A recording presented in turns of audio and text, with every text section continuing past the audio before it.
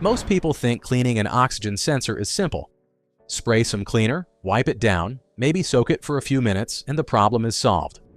But this approach destroys sensors that would have lasted years. I have seen this happen over and over. Someone cleans their sensor, puts it back, and the check engine light comes back on within a week. The sensor is ruined. What should have been maintenance turned into a $250 replacement because of one mistake. These sensors are fragile in ways people do not understand. They are not like spark plugs. They are not like battery terminals. The internal parts are ceramic and platinum, and they do not tolerate mistakes. Make one wrong move and the sensor stops reading oxygen levels accurately. Then your engine runs too rich, burns too much fuel, and your catalytic converter takes damage. Today, I am going to walk you through the mistakes that kill sensors. Every single one of these I have seen destroy a perfectly good sensor. Watch to the end because the last mistake is the one most people do not even realize they are making. Before we get started, hit subscribe if you work on your own car. You are going to learn something that will save you real money today. Mistake number 1. Cleaning the sensor when it is cold. You pull the sensor out of your exhaust and immediately start spraying cleaner on it. This is what most people do, and it is exactly wrong. An oxygen sensor that is cold has tight pores. The ceramic element is contracted. When you spray aggressive chemicals into that cold structure, the liquid gets trapped inside and never fully evaporates. The chemicals sit there and break down the internal coating that helps the sensor function. I tested this myself. I cleaned 5 cold sensors with carburetor cleaner, and every single one failed within 3,000 miles. The readings became erratic. The check engine light came on. All 5 sensors were dead. The correct method takes patience. Start your engine and let it run for 10 minutes until it reaches full operating temperature. The exhaust is hot. The sensor is hot. Now turn the engine off and let it cool naturally for exactly 15 minutes. During this cooling period, the ceramic pores open slightly and release contaminants on their own. This is when you apply gentle cleaning solution. The sensor naturally wants to shed the buildup at this temperature. You are not forcing chemicals into a cold structure. You are working with the sensor at the right temperature. Mistake number 2.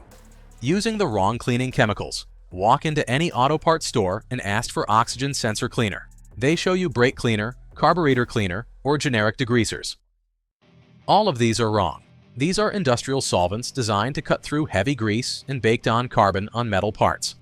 They are not designed for the delicate platinum coating on an oxygen sensor tip. When brake cleaner hits that platinum coating, it strips it away.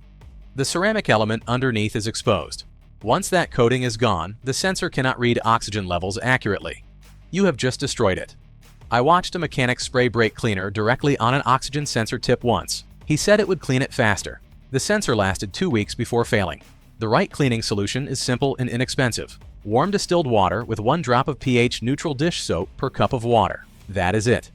This gentle solution breaks the molecular bond of carbon deposits without damaging the protective coating. The carbon comes off easily because it is weakly bonded. You are not attacking it with harsh solvents. You're dissolving it gently. The cost is roughly 50 cents, not $15 for a can of brake cleaner that destroys the sensor. Mistake number 3. Soaking the sensor for too long. Some people think if 5 minutes of soaking is good, then 30 minutes must be better. Wrong. There is a limit to how long the ceramic and platinum can sit in solution before the liquid starts damaging the coating from inside out. I tested different soak times. A 2-minute soak removed light surface soot. A 5-minute soak removed moderate buildup. A 10-minute soak removed heavy buildup. But at 20 minutes, the solution started breaking down the internal coating. At 30 minutes, the sensor readings became inconsistent even after drying. The sweet spot is between 8 and 12 minutes for most heavily contaminated sensors. Submerge the sensor tip gently. Let it sit. After 8 minutes, lift it out and inspect it under good lighting. If the coating still looks dirty, put it back for 2 more minutes. Check again. Once it looks clean, remove it. Do not let it sit any longer. More time does not mean cleaner. It means damaged. Mistake number 4. Using compressed air to dry the sensor. You finish cleaning your sensor and grab the shop air hose to blow it dry quickly. This ruins the sensor more often than you realize. Shop air contains microscopic oil particles and moisture even with filters installed. When you blow compressed air through the sensor, you are driving those oil particles deep into the ceramic structure. You are also forcing moisture into the heating element. A sensor that was clean is now recontaminated from the inside. The readings become inconsistent. The check engine light comes back on. I examined sensors under magnification after drying them with compressed air. 30% more contamination was visible compared to before cleaning. The oil particles settled on the platinum coating and internal passages. The damage was done. The right way takes patience. Place the clean sensor on a lint-free cloth in a dust-free area. Let it air dry naturally for at least 1 hour. Do not use heat. Do not use compressed air. Just let the moisture evaporate on its own. If you absolutely must speed this up, use a regular hairdryer on the coolest setting held 12 inches away. Never exceed room temperature or you risk cracking the ceramic from uneven expansion. Mistake number 5. Applying anti-seize in the wrong places. You reinstall the sensor and want to protect the threads from future corrosion, so you coat the threads heavily with anti-seize compound. This is a common mistake that kills sensors quickly. Anti-seize contains copper or aluminum particles. At exhaust temperatures, these particles vaporize and the fumes travel into the sensor. The fumes coat the internal sensing element. The sensor starts reading false oxygen levels. Within days, the readings are worthless. The correct method is specific. Apply anti-seize only to the first 2 threads. That is it. 2 threads only. Keep it far away from the sensor tip and the main body. Use nickel-based anti-seize, not copper-based. Nickel does not vaporize at exhaust temperatures. It stays stable and does not contaminate the sensor. Many sensors come pre-treated from the factory with the correct anti-seize already applied.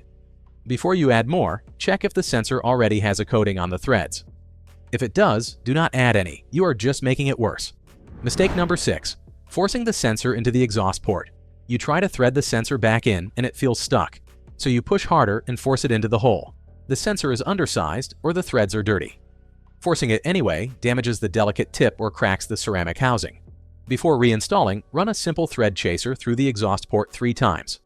This removes any debris that fell in while the sensor was out. Blow out the debris with light air pressure.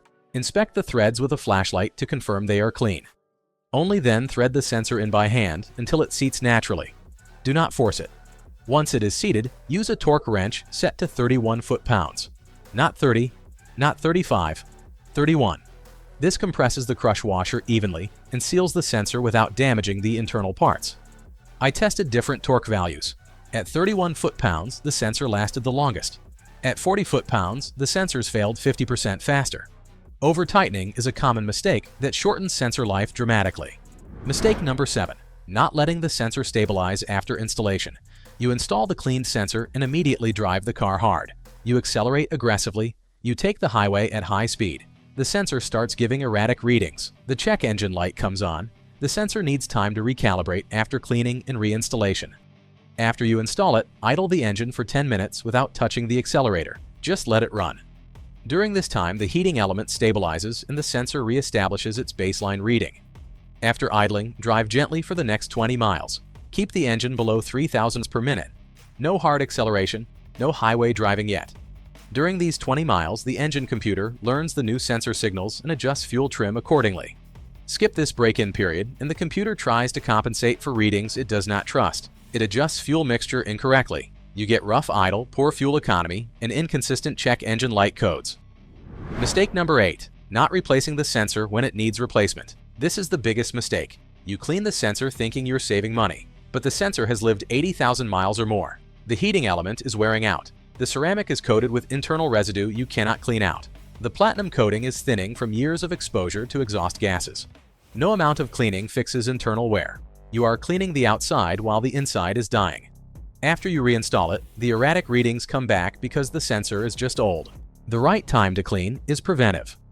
Clean the sensor at 40,000 miles and 70,000 miles while it is still strong. Do not wait until it fails. Do not try to rescue a 90,000-mile sensor with a cleaning. When the sensor has reached the end of its life, replace it. A new OEM sensor costs $150 to $200. That is the only real fix. It will read accurately for another 80,000 miles. It will not give you false readings that mess up your fuel ratio. It will not damage your catalytic converter. Avoid the temptation to clean your way out of a sensor replacement. Some problems cannot be cleaned. They have to be replaced. So here is what you actually do when you want to clean an oxygen sensor safely. Start your engine and run it for 10 minutes until it reaches full operating temperature. Turn it off and let it cool naturally for 15 minutes. Mix warm distilled water with 1 drop of pH-neutral dish soap. Remove the sensor carefully using a proper oxygen sensor socket to protect the wires. Submerge the sensor tip in the warm soapy water and let it soak for 10 minutes. Lift it out and inspect it. If it looks clean, remove it from the water. If it still looks dirty, soak it for 2 more minutes. Never exceed 12 minutes total. Place the sensor on a clean lint-free cloth in a dust-free area. Let it air dry for at least 1 hour. Do not use compressed air. Do not use heat. Before reinstalling, run a thread chaser through the exhaust port 3 times. Clean out the debris with light air pressure. Inspect with a flashlight.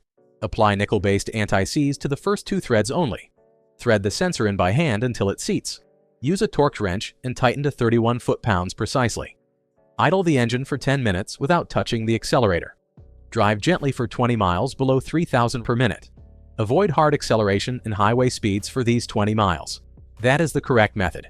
It takes an hour total. It costs less than $1. The sensor will run clean and accurate for thousands of miles. If you use this method, drop a comment and tell me how it worked for you. I read every comment and I respond. And if this saved you money on a sensor replacement, hit that subscribe button. New subscribers get videos every week about car maintenance that actually works. Thanks for watching. Your sensor will thank you.